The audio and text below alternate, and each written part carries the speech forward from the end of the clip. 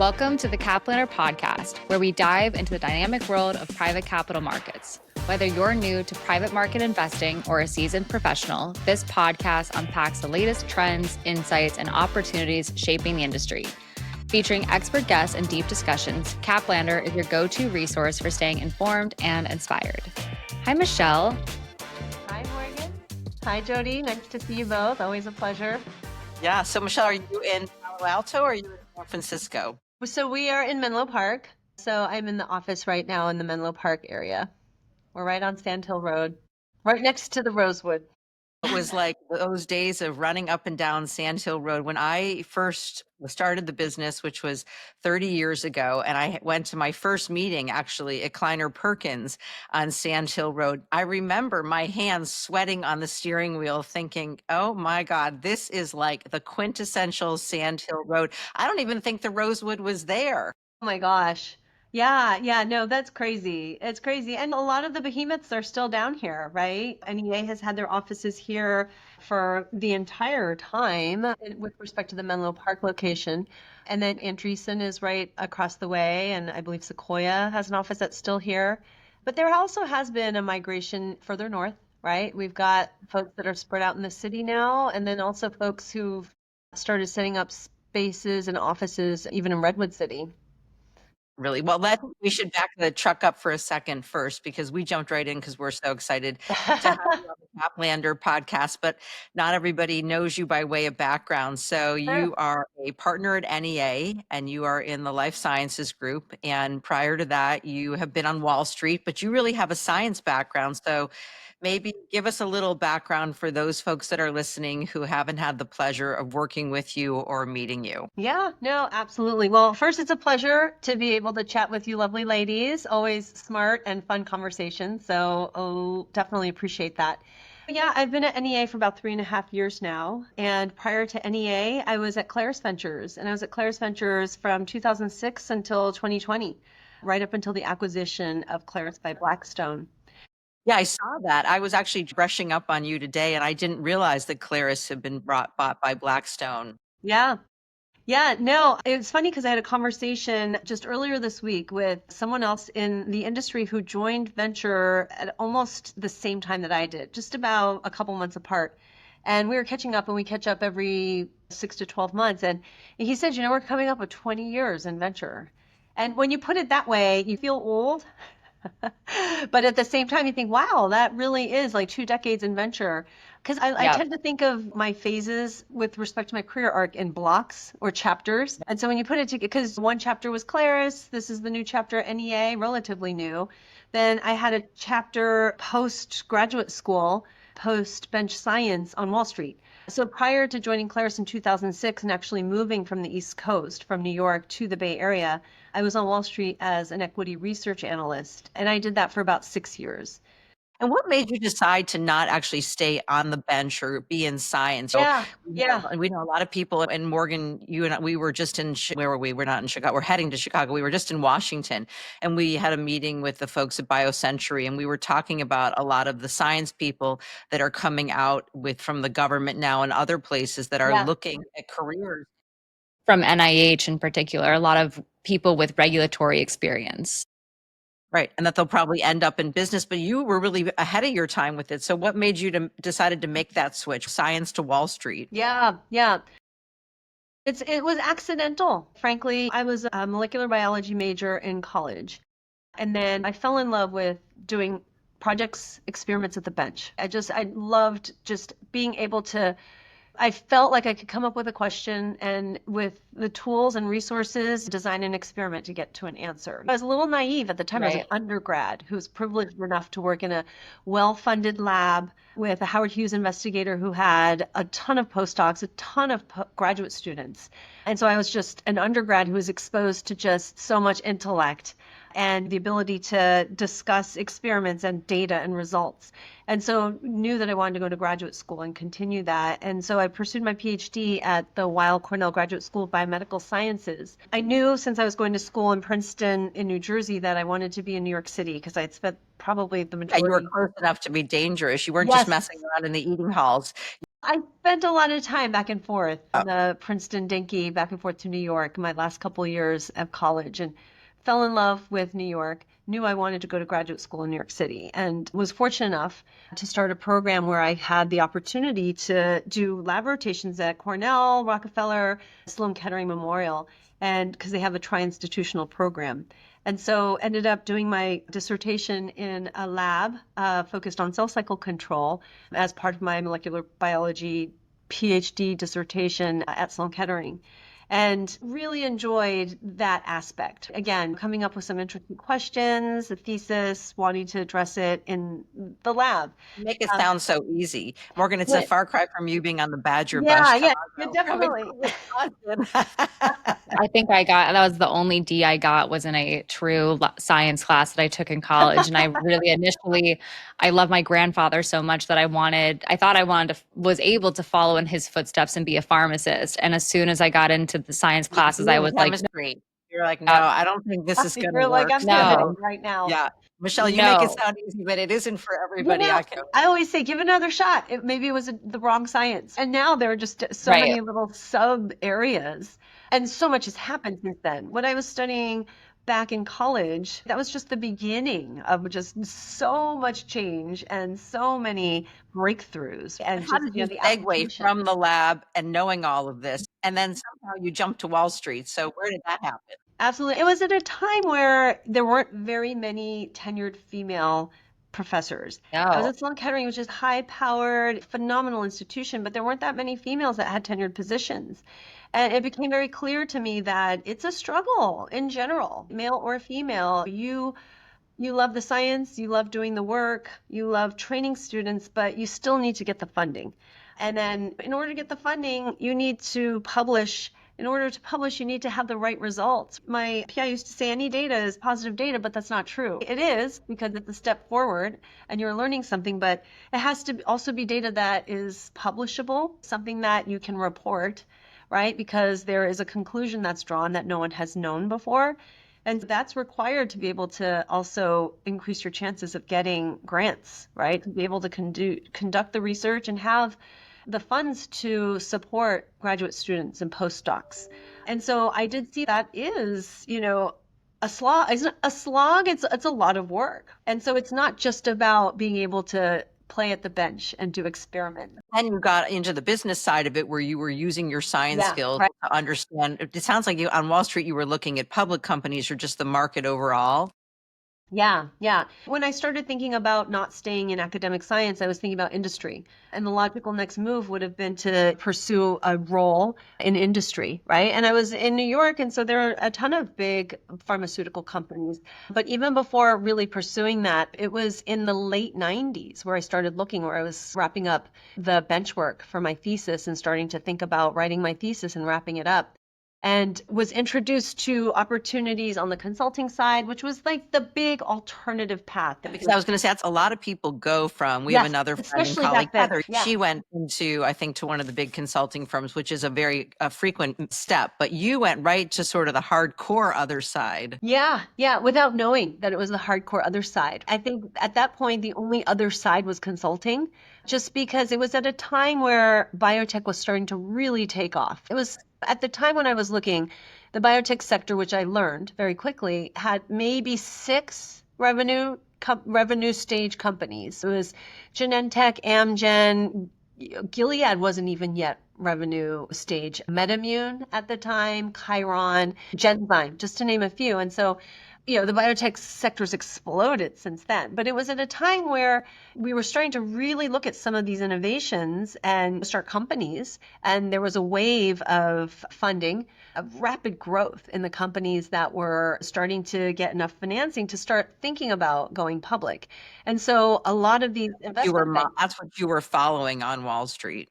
No, not at the beginning. I think I was looking to do maybe a job in industry and then realized that there were these opportunities with investment banks at the time when they were really looking to hire folks with more of a technical background to really be able to understand the science and help do the diligence to vet what companies at these early stages really were onto something and had something that was pretty compelling in their early stage pipeline. And in order to do that diligence, you need somebody who can Yeah, understand the it's such an science. interesting model because it really now fast forward to the venture model, right? You really found your niche because not only are you doing a combination of what you did on the bench and what you did in school and then what you did on Wall Street to be the expert, but now you're actually making decisions as it relates to check writing. Yeah. And it was, Full circle moment. it was a natural progression. I needed to be able to spend time on Wall Street and understand what type of company I really enjoyed getting to know and following and what kind of diligence I really got excited about. And so the early days, I started off at Piper Jaffray as a research analyst. They hired me to just be able to translate the science, understand the science, do the diligence, right, on early I have a targets, question. early When they pathways. hired you, did you just take the offer or did you benchmark your compensation? Yeah, no, I was so naive, Jody. And I Right had on the fortune of offer. knowing you at the time. I was a naive scientist coming up straight from the lab. I started even before I had my oral dissertation, or oral defense is what they call it for my PhD. And I had two offers, and I went with the team that I felt was the right fit. And both offers would be to cover kind of a mix of the biotech sector at the time, which was maybe one or two of the large cap names sprinkled. But because they were smaller platforms, we would have the opportunity to really look at some of the earlier stage microcap names, which was exciting to me without even knowing, much about the sector at the time. And when I got the offer, I was pretty excited to take it, and I started. And I was so naive. I was going, Was there ever a literally moment where you're like, I'm getting paid less than my counterparts, or did that not come up? no. Again, I was a graduate research associate, and so I was on You Just were a like, not this in is the a same job. call. I had no idea what a signing bonus was. And so when they were like, "Oh, and you're going to get a signing bonus," I was shocked. I Right. was like, "I don't know what that is." And oh, wow, thank you very much, because I was on a What stipend point as a student. did you become more well versed in it? Like, when did it click for you when you said, okay, now I need to start thinking about the compensation or be more aware of it?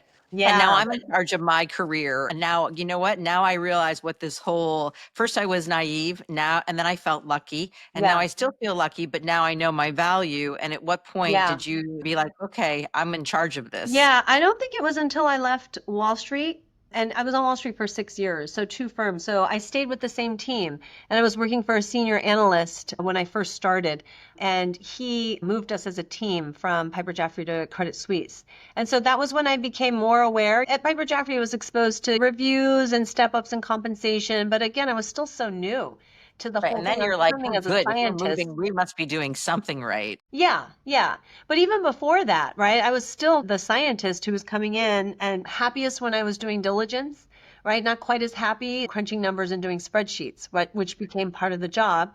And so it was when we moved as a team, and there was definitely a bigger step up, right? Because people have recruited you to join this team. Exactly. You're like, I'm attractive with this. But the reality is that the mistakes that you made or the naivete that you had is very similar today to, we still hear this with scientists coming out of labs, starting Yes. Oh, companies. absolutely. They're not as savvy Yeah. with the mix between cash and equity or where compensation is. They figure it. Even, yeah, even first time CEOs to second or third time Right. CEOs, the compensation always looks different as you look at somebody with more experience because you don't make the same mistakes Right. twice. You learn it the first time around and you're going, okay, I'm not going to do that again.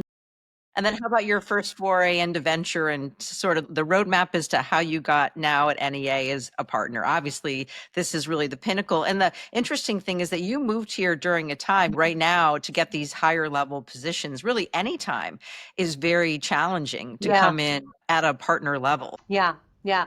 Yeah, it is still very challenging. And I think part of it is time in the saddle, right? 20 years is a long time, but I was able to get promoted when I was at Claris, which was phenomenal because I was the only female investing professional the entire time I was For there. you. Right? There was another woman who joined, but she didn't stay long and moved into the operating side. And that was definitely an uphill challenge. It was an uphill battle because I was the youngest and I was coming into a structure that was already pretty established. It was a new first time fund, but it was 6 managing directors that were coming out of another big fund. And so I we were remember this. I mean, we worked with Claris always yeah, because it was such a small group of people, yeah. especially in life sciences. Any like experience that really made you sweat, where your heart was racing, that you remember, where you realized this was a pinnacle moment? During my time at Claris, Yeah. There were so many different stages of learning while at Claris. Right. I can name a handful. I think that I had an incredible experience at Claris, and I had great mentoring and a lot of support. I do feel that there were points in time when the investment strategy was shifting that I should have maybe considered leaving, right, to continue to pursue the type of investing I really enjoy, which is venture, earlier stage. And we did move progressively to later stage. But I do think that I did get that exposure, and it's a testament to how the culture was. I really enjoyed working with the managing directors that brought me on and supported me. I think one pinnacle moment was when they did promote me to partner, and it was probably just ahead of raising the next fund. And just not realizing the dynamics of optics and how you need to look and what things you need to check off the box. And one at that time was I had done my time, and I do believe I earned it. But soon after I was promoted and the press release was issued, they wanted to do new PR and they wanted to do a new website. They wanted to update it. And I do specifically remember taking a group picture that they wanted to put on the website, on the PPM, and it was me front and center, surrounded by all Right. Look, we right, have surrounded by all the males, right? Older males. And then I thought it was the first moment that I realized, wow, like I have been the only female here. You don't think about it differently because you're you. So you're thinking about it and then when you see something on the outside and you go, oh, wait, okay, now then you see it from a different perspective and it makes you think twice. You go, oh, I didn't consider it the other way, because for you being on the inside, you're like, I'm experienced. I'm a scientist. I have a PhD. I've been on Wall Street. I have investing experience. Like I am qualified for this. So you'd never consider it the other way. No, definitely not. And I do believe it wasn't like it was immediate or it happened. It happened over time, and they did make me feel that I needed to earn it. And I did feel I earned it. And I truly believe it. It was until I saw it. I actually had to see it where I was like, oh, okay, good for you. You managed. You were good at it, promoted. girl. But Listen, also I was like, wow, like you need to have additional folks that have talent and that have experience and that are willing to we've been learn. tracking all of this in our compensation surveys for the investment firms for the 20 some odd years. Yeah. And we still see that the number of women is fewer, but the compensation is definitely getting better. I know we've looked at this repeatedly the top jobs are like the first top 2 or 3. Once you get to the mid-level, you're seeing an equal amount of men and women in their compensation. And then you also see, because now it has become a career track. I think you were just really early on in that, because for you it was a career track, but women in science and women in some of these engineering roles and tech jobs have been and them have been fewer and far between. There's been more promotion around it. So you got to NEA now, and I want to hear about the dual track, which of course Morgan's eagerly listening to as she got married and is at that time in her life. In the midst of all of this, she also had a family. So how did that factor in for you? Everybody has a different story, and everybody makes it work in some shape or fashion. And it wasn't always pretty, right? It still isn't. But you manage because you don't really have a choice. And if you really are passionate about what you do and it energizes you, it benefits everybody in the family. And I feel very fortunate. You didn't have to sacrifice having a family for the career or vice versa. You really have been one of those really high-powered women who's had it all and built a career that has, while maybe in the first picture, the optics were such that you were the only woman. You're not only anymore, and you wrote your own playbook, which gave you the chance to have enough flexibility because your talent and your experience gave you enough credibility so that you could do what your family needed. I'm sure at times it didn't always feel like that, where you were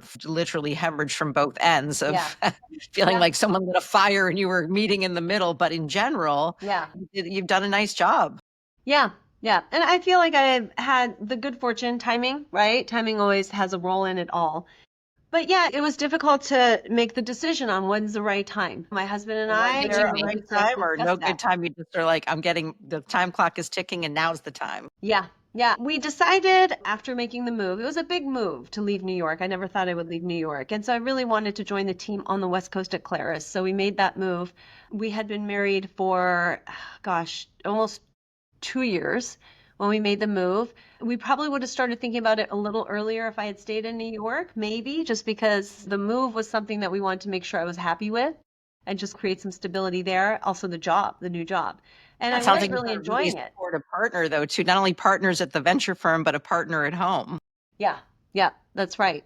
And just making that move and then starting a transition from Wall Street to venture, right? It's very different. And then being away from family, because I'd never been more than 2 hours from my family.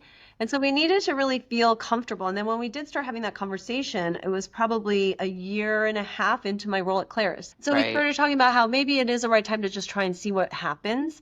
And we didn't expect it to happen so quickly. I think it happened like after we made that decision. And so that was a little bit concerning for me because I thought, oh, I'll have another year at least before I need to let the firm know that I'm potentially going to be starting a family. And so it happened pretty quickly. And then I thought, oh, I still have some time before I need to disclose. And it happened right when I was doing diligence on an opportunity that so happened to have some manufacturing plants that would be pretty critical to the thesis of our investment that were based in Brazil. And so they wanted me to travel, and it was in the first trimester. And so I hadn't disclosed, right? It was in the first early, like maybe midway through the first trimester, and they wanted me to do this site visit to Brazil. And we talked about it, and my husband was like, "Yeah, I'm not sure it's such a great idea, but you're going to have to let them know." And so I was comfortable enough to let them know early on. I felt comfortable, and they were extremely supportive. But it also, on the flip side, it was early where I was like conflicted, right? I thought, I would love to have gone and done this visit, right? And but I didn't, in which it ended, I was still on the deal, was able to do the other diligence aspects that were critical to Right. the investment. And here it is now. You've got a daughter, what, she's going into, or she's in high school? Yeah, my oldest is 17. My My youngest gosh. we had while we were living abroad. We lived abroad and I was looking at European opportunities for Claris, and we moved abroad for my husband's role as he left banking and was moving into venture himself and was doing growth equity. And then we had my youngest while I was just coming back from being abroad to the States. A 13-year-old and 17-year-old daughter. Yeah. So you're moving into now, one's going to leave. And how do you think that, Morgan, I know you have questions about what's going on in the market today and where you see all this. Your family is transitioning. Before you know it, you'll have a child in college. Yeah. Yeah. Jody cried the entire airplane ride back after she dropped me I'm off. sure. I think what they say, they gave you little wings, the I flight sat in the middle attendant. seat purposely. I never sit in the middle seat, but I wanted to be around people so that I could. Oh, like two shoulders to cry on.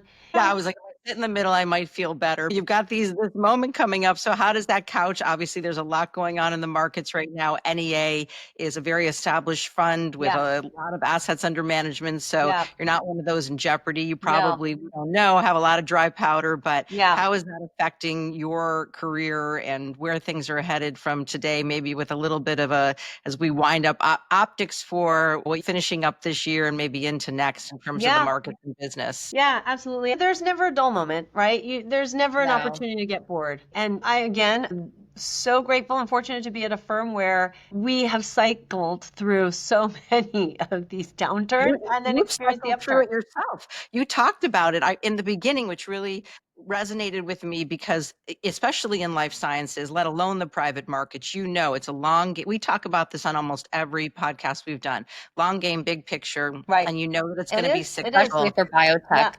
Yeah, and it's great to be long investors, right? But it's also great to be experienced and have weathered through multiple cycles.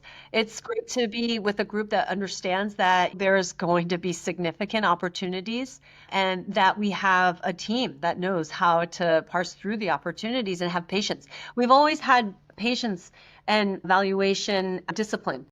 And companies need capital, right? The companies need capital, and we are determined to continue providing it because that's where the innovation is, and that's what we owe our investors is the continued. And that's the place we've been in the market, and that place in the market, being innovative and investing in these younger Yep. companies, it's Yep. not going away, and it's never going away in life sciences. Maybe as we've heard from many different angles that where the players are, like coming from NIH and other academic roles, maybe in labs, maybe ending up more on the venture side or in other innovative structured roles that aren't where they were before.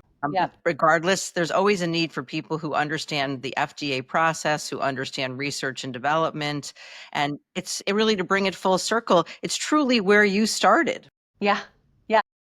Irony of that, right? Yeah, I mean, the and I irony think of it's that. fantastic. I think every stage, whether you're a bench scientist, whether you're working as a regulator, the collaboration is so important, especially from different sectors and from different phases of the drug development process. And you don't want to have a team or you don't have consultants that all have the same background. So you do want to pull in folks. Diversity on that front. Exactly. Yep. I have a question. So my kind of we've heard from what we like, it's the mix of the personal and the professional is so great to hear. My last question for you is, do you have a mantra or something that you either return to or that keeps you going or something that it's like your motivator?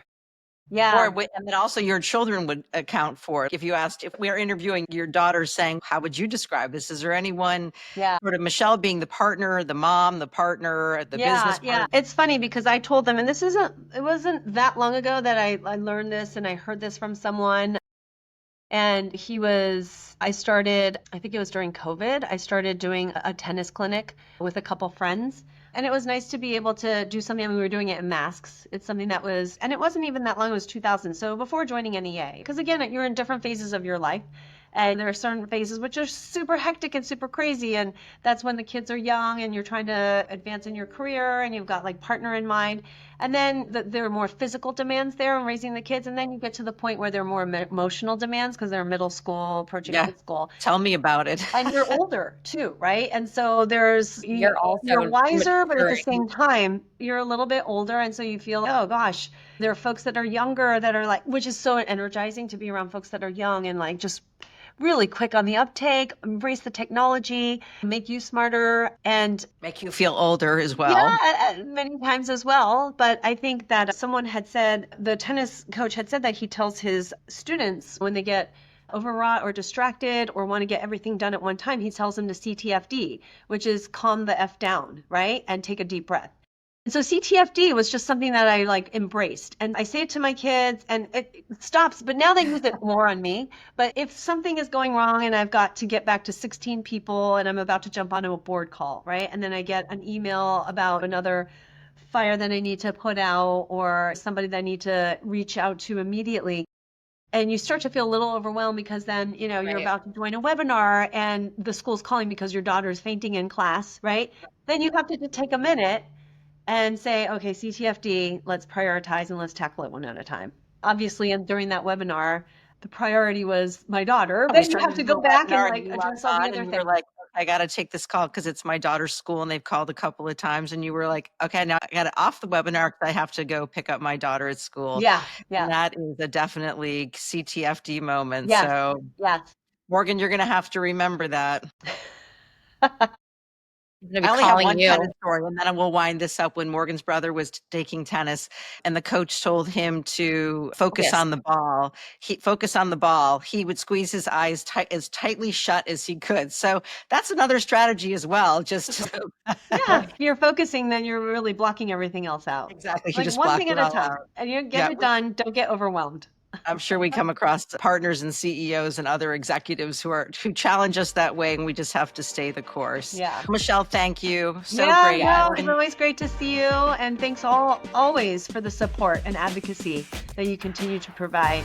It is a true partnership in the industry. Yeah, exactly. Great. Michele. All right.